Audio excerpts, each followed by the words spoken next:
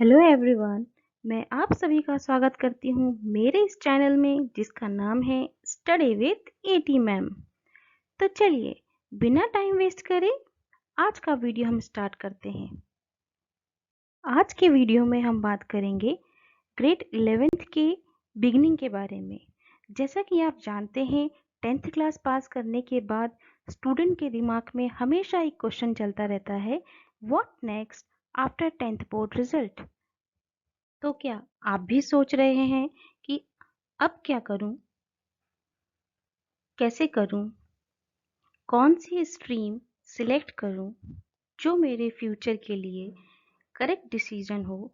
तो आइए हम कुछ इसके बारे में डिस्कस करते हैं। सबसे पहले हम बात करते हैं कि कितनी तरह की स्ट्रीम्स होती हैं। स्ट्रीम्स मतलब संकाय। कितने तरह की संकाय या कितनी तरह की कैटेगरी होती हैं 10th ग्रेड के बाद।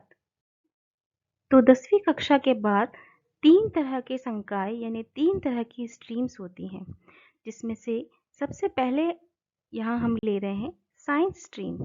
साइंस स्ट्रीम का मतलब होता है इस स्ट्रीम को लेने के बाद आपको साइंस से रिलेटेड सब्जेक्टों को पढ़ना होगा और अपना भविष्य भी इसी आधार पर निर्धारित करना होगा। साइंस स्ट्रीम में लेने के बाद आपके जो मेन विषय आ जाते हैं वो हो जाते हैं मैथ्स, फिजिक्स, केमिस्ट्री, जिसे हम पीसीएम बोलते हैं, या पीसीबी यानी कि फिजिक्स, केमिस्ट्री, बायोलॉजी। तो ये मेन सब्जेक्ट जो हैं वो आपको इस साइंस स्ट्रीम में मिलेंगे। अगली जो स्ट्रीम आती है वो हमारी होती है कॉमर्स स्ट्रीम।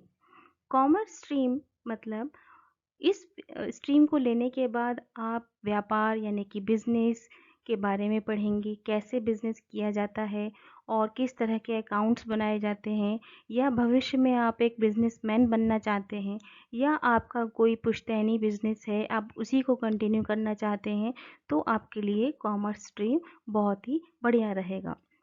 अगली जो हमारी थर्ड स्ट्रीम आती है वो आती है ह्यूमैनिटी। ह्यूमैनिटी का मतलब है आर्ट्स, कला संकाय। इस कला संकाय में हम जो है basically political science, economics, history जैसे मेन विषय पढ़ते हैं।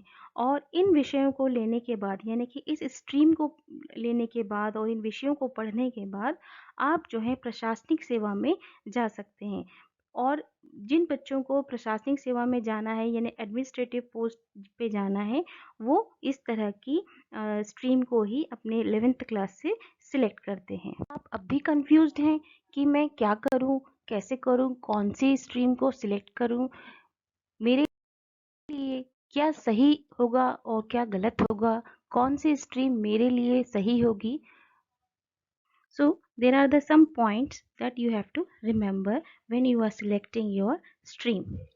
तो पॉइंट नंबर 1 है योर पर्सनल सब्जेक्ट इंटरेस्ट। तो सबसे पहले आप ये देखिए कि आपका कौन से सब्जेक्ट में ज़्यादा इंटरेस्ट है। अब आप कहेंगे कि इंटरेस्ट हम कैसे पता लगाएं, हमें तो इंग्लिश मैथ्स भी अच्छा लगता है, जो हमारे साइंस है वो भी अच्छा लगता है, वो भी हम कर लेते हैं।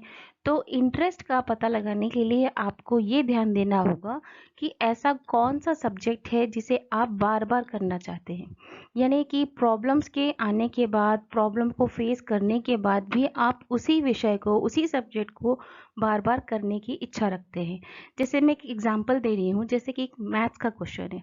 मैथ्स का क्वेश्चन करने के बाद अगर उसका आंसर नहीं आता है, लेकिन आप उस आंसर के आए बिना, लाए बिना बिल्कुल चैन से नहीं बैठते हैं, आप उसको सॉल्व करके ही छोड़ते हैं, कहीं ना कहीं से कैसे भी करके। तो इसका मतलब है कि आपका उसमें इंटरेस्ट है।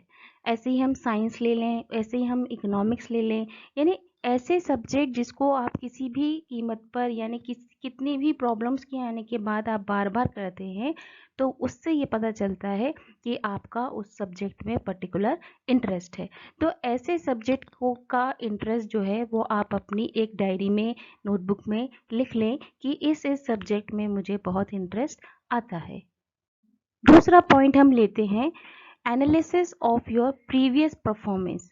एनालिसिस प्रीवियस परफॉर्मेंस का मतलब यहाँ पर ये होता है कि आप अपनी पिछली क्लास की परफॉर्मेंस का एनालिसिस करिए, विश्लेषण करिए, जिसमें आप ये पता करिए कि आपका पर्टिकुलर किस सब्जेक्ट में ज़्यादा अच्छा परफॉर्मेंस रहा है।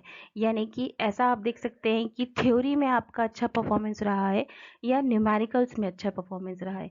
आप फॉर्मूलेज को याद करते हैं, रटते हैं, या उनको खुद से अपना एक अलग मेथड से बनाते हैं, या आप थ्योरी को अच्छे से समझकर लिख पाते हैं।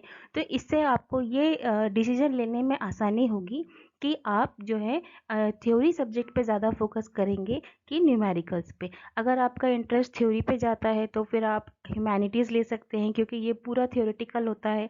और आर्ट कॉमर्स ले सकते हैं, यानी कि इसमें भी थोड़ा सा न्यूमेरिकल, थोड़ा सा थ्योरेटिकल होता है। ओके, थर्ड पॉइंट आपको हेल्प करेगा कि what you want to do in future, या फिर आप फ्यूचर में क्या बनना चाहते हैं, अपने आप को कहाँ देखते हैं। यानी अभी तक आप ये डिसाइड नहीं कर पाए हैं कि आप कौन सी स्ट्रीम लें, तो सबसे पहले अपनी आंखें बंद करके देखिए कि आप अपने भविष्य में क्या बनना चाहते हैं। आप अपने आप को किस पोस्ट पर देखते हैं, आपके रोल मॉडल क्या हैं। हर किसी बच्चे का एक रोल मॉडल होता है, अपनी जब से वो अपनी एजुकेशन लाइफ को समझता है, अच्छे बुरे का उसको नॉलेज होता है, तो वो एक अपने आप को देखता है कि मैं इस जगह पे पहुंचना चाहता हूँ। तो ये भी आपकी बहुत बड़ी हेल्प करेगा आपकी स्ट्रीम को सिलेक्ट करने में। मतलब आपको एडमिनिस्ट्रेशन में जाना है, कि आपको साइंटिस्ट बनना है, कि आपको कुछ टेक्निकल फील्ड में जाना है, कि आपको बिजनेस करना है। तो ये सारी चीज़ें जो हैं वो आपको हेल्प करेंगी। मतलब ये सारी चीज़ें आपको अल्टीमेटली एक पॉइंट पे लेकर जाएंगी कि आप अपने आप को कहाँ पर देखते हैं। आज की वीडियो का लास्ट पॉइंट मैं आपको इस स्लाइड के थ्रू ये समझाना चाहती हूँ। जैसे कि इस स्लाइड में आप देख रहे हैं कि आसमान में सूरज अपनी रोशनी दे रहा है, तो ऐसे ही आपको भी अपने आप पर भरोसा रखना होगा। यानी जो भी सब्जेक्ट आप लेते हैं, तो इसके ऊपर आपको बहुत कड़ी मेहनत करनी होगी, इस पे अपने आप पे विश्वास रखना होगा। आपको ये नहीं हर पल सोचना होगा कि मैंने ये गलत डिसीजन लिया। अगर आपका सब्जेक्ट मान लीजिए स्टार्टिंग में थोड़ा हार्ड पड़ता है, तो आपको अपने आप पे भरोसा रख के I can do it, I can do it, yes मैं कर सकता हूँ करके आपको उसके ऊपर मतलब अपने आप पे फेथ रखते हुए, अपने आप पे ट्रस्ट रखते हुए अपने आप को प्रूव करके दिखाना है। Because nothing is impossible for human being. Human being के लिए कुछ भी इम्पॉसिबल नहीं है। अगर वो इम्पॉसिबल हो रहा है, इसका मतलब है कहीं ना कहीं हमने उसमें अपने हार्ड वर्क में कमी रखी है। तो आई थिंक दैट कि लास्ट पॉइंट जो है वो सबसे इम्पॉर्टेंट पॉइंट है, क्योंकि हम कुछ भी नया करते हैं तो हमारे पास में ना तो एक्सपीरियंस होता है, ना कॉन्फिडेंस होता है, लेकिन अपने आप में विश्वास होता है। इस विश्वास के साथ में जो है हम जीत को हासिल कर सकते हैं। आई होप आज के इस वीडियो से आपको हेल्प मिली होगी एक डिसीजन लेने में कि आपको कौन सी स्ट्रीम में जाना चाहिए। और ऐसा नहीं कि आपने जो स्ट्रीम ले ली वो आपके फ्यूचर के लिए फिक्स हो गई। आप अपने ग्रेजुएशन के टाइम पे उनको चेंज भी कर सकते हैं। किसी किसी स्ट्रीम में पॉसिबिलिटीज़ होती हैं, किसी किसी स्ट्रीम में पॉसिबिलिटी नहीं होती। लेकिन जब तक कि आप अपना एक्सपीरियंस नहीं करेंगे, जब तक आप उस चीज़ को फेस नहीं करेंगे, तब तक आपको इस सब चीज़ों के बारे में पता नहीं चलेगा। तो आई होप कि आपने आज डिसीजन ले लिया होगा, या आप आज डिसीजन ले लेंगे।